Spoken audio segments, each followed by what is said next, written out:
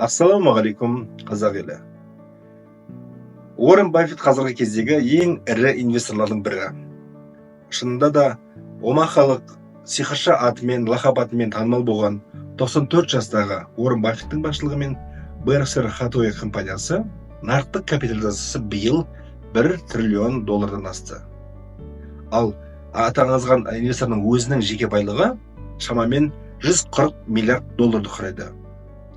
Егер бұл қаншалықты көп деп салыстырғыңыз келсе, Қазақстанның ВВП, яғни жалпы ішкі өнімі $300 миллиард құрайды.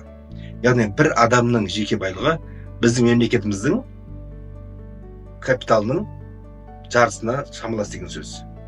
Өздеріңіз түсінгендей, бүгінгі видео атақты Уоррен Баффет туралы және оның бізге берген кеңестері туралы болады.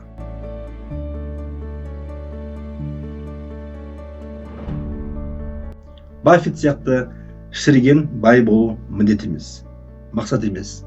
Десек те, біз өзіміздің бар байлығымызды көбейтіп, уайымсыз болашақты құру үшін Баффет сияқты тәжірибелі адамдардың әдістері мен сіздермен бүгін бөлісуді жөн көріп отырмын.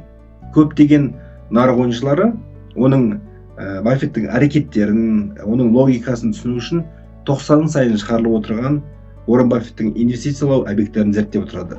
Әрине, темір жол және азық-түлік компаниясын сатып алу бойынша миллиардтаған долларды мәмілелерді біз жасай алмасақ та, кез келген заманауи және басқа да бір компанияларға инвестиция жасауын біз үйреніп, оны көре аламыз. Нарықта бірінші рет алғаш ақша тапқаннан кейін, сіз оларды жұмсап, оның нәтижесін көріп, дәмін татқыңыз келуі мүмкін. Бірақ мұны жасамаңыз. Себебі ақыр соңында пайданы көбейту үшін оны қайтадан инвестициялау керек деп айтқан болатын. Баффет бұны ертерек түсінеді. Ол мектеп кезінде, мектеп оқып жүрген кезде өз досымен бірге пинбол ойнайтын автоматты сатып алып, оны шаштаразға орнатады. Одан кейін екеу болады, оны санын 8-ге жеткізгенше көптеген автоматтарды сатып алады. Соңында дос екеу бұл 8 автоматты сатады да, ол тапқан қаражаттың барлығына акциялар сатып алады және қалған бөлігіне бір шағын бизнес ашуды жұмсайды. Уоррен Баффет пайданы қайта инвестициялаудың сол арқылы күрделі пайыздардың не екенін түсінеді. Яғни дивиденд алсаңыз, купондық кіріс алсаңыз, сонымен қатар акцияларды жоғарырақ бағамен сататын болсаңыз, одан түскен пайданы қайтадан акция сатып алуға жұмсаған дұрыс деп айтады. Өз тапқан шешімдеріңізді басқа адамдардың айтқанына немесе олардың істегеніне негіздемеңіз. Баффет ол Уолл-стриттен емес, Омахада жұмыс істеген. Сонымен қатар серіктестеріне өз инвестициялары туралы айтудан бас тартқан екен. Адамдар оны сәтсіздікке ұшырайды деп сенеді. Алайда 14 жылдан кейін Баффет $100 миллион астам долларға ие болады. Бенджамин Грэм құнды инвестициялау мәмілесін енгізген адам. Ол Баффетке сабақ берген кезінде, бір сабақтардың бірінде, егер адам сізбен келіссе, сіз міндетті түрде дұрыс шешім қабылдадыңыз деген сөз емес, немесе қате шешім қабылдадыңыз деген сөз емес. Ал егер адам сіздің талдауыңыз дұрыс болмаса, ол сізге дұрыс емес деп айтса да, ол міндетті түрде дұрыс емес деген сөз емес. Сіз өзіңіздің жасаған талдауыңызға дұрыс болса, өзіңіздің көзіңіз жетіп тұрса, онда өз дегеніңізден қайтпауыңыз керек. Сіз өз ойларыңызды басшылыққа алуыңыз керек. Кейде басқалардан ерекшеленуге дайын болу керек дейді. Және оны соқыр түрде ұстанудың орнына көпшілікпен бөлісуіңіз керек. Мысалға, өздеріңіз елестетіп көріңіздер, қоқыс тастайтын үлкен бір полигонда әр секунд сайын бір машина, бір жүк таситын көлік келіп, мусорды қоқысқа тастап кетеді. Соның ішінде көптеген жаңадан сатып алған техникалары бар, киімдер бар, басқа да тауарлар бар. Бұның көп бөлігі импульсивті сатып алудың нәтижесі. Ол қалайсында? Бірдеңе қызығып сатып алып, артынша оның пайда болмай, оны кимей, немесе бір рет қана киіп, мусорға тастай салуы мүмкін. Осы сияқты, яғни босқа құртылған ақша деген сөз. Сол үшін акцияларды сатып алар кезде импульсивті сатып алудан құлақ болу керек. Сатып алар кезінде өзіңізге есеп беруіңіз керек. бұл компанияның акциясын сатып алсам маған пайда келе ме? Осы акцияларды мен сатып жұмсаған кезде ақшаның мөлшері риск профильге сәйкес келе ме деген сияқты, оған мен сенімдімін бе деген сияқты сұрақтарды өзіңізге қоюыңыз керек. Баффет кейде ең аз шығындар туралы ойлайтын басшысы бар бизнеске де инвестиция салған екен. Яғни мысалға келтіретін болсақ, иесі 500 парақ тұратын дәретхана қағазының орамдығын парақтарын санап шығып, оның алданғанын білгеннен кейін, сол адамды естігеннен соң Баффет сол компанияға инвестиция жасайды. Сол сияқты өзінің ғимаратының тек көшеге қарап тұрған бетін ғана бояп, сондай үнемдеу жүргізген компанияның да акциясын сатып алған екен. Әрине, қазіргі кезде әлемде мыңдаған компаниялар бар. Оның бәрін саралап көру мүмкін емес.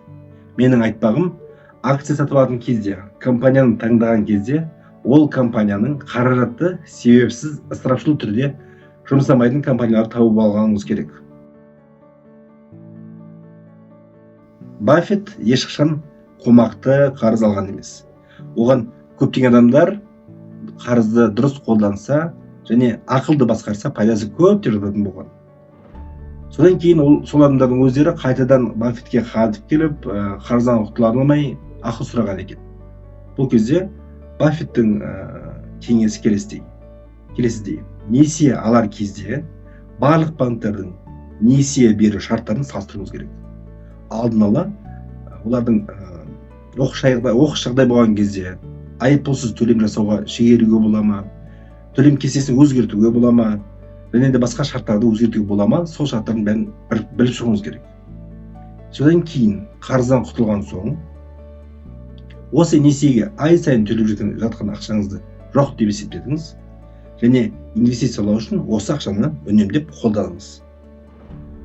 Уоррен Баффет тәуекелдерді ұнатпайды, риск ұнатпайды яғни. Ол өзінің немесе оның Berkshire Hathaway компаниясын қаржылық қолдау тұрғысынан басқаларға тәуелді болғанын қаламайды. Сол үшін іс жүзінде қаржылық тұрақтылықпен Berkshire Hathaway қолма-қол ақшаны үнемі инвесторларға құлдыраудан ұстап қалатын инструмент ретінде қолданған екен. Табандылықпен, тапқырлықпен сіз күшті қарсылас жеңе аласыз. Мысалға, 1893 жылы Небраска Furniture Mart компаниясы сатып алған болатын. Өйткені ол негізін қалаушы Роуз Блумкеннің бизнеспен айналысқанын жақсы көрді. Ресейден келген иммигрант, білімі жоқ және бастапқы қаражаты жоқ бұл жігіт кішкентай ломбардты Солтүстік Америкадағы ең үлкен жиһаз орталығына айналдырған болатын. Оның стратегиясының негізі келіссөздерді жүргізуге қабілетті адам болды. Сіз өмірде қиын кезеңдерге тап боласыз. Сол сияқты инвестиция әлемде де қиын кезеңдерге тап болуы мүмкін. Бірақ сіз табанды болып, әрі қарай жүруіңіз керек. Бір кездері Баффет жасөспірім болған кезінде ипподромға барады. Ол бас тігіп, жеңіліп қалады. Өз шығынын қайтару үшін қайтадан барып тағы да бір рет бас тігеді. Одан кейін бір апта бойы барып жүріп, барлық тапқан табысын ұтылып қалады. Бұдан кейін Уоррен Баффет бұл қатені ешқашан қайталамаймын деп өзіне уәде береді. Аздап жоғалтқан дұрыс, ол сізге сабаға келеді. Бірақ бір қатені қайталаудың қажеттілігі жоқ.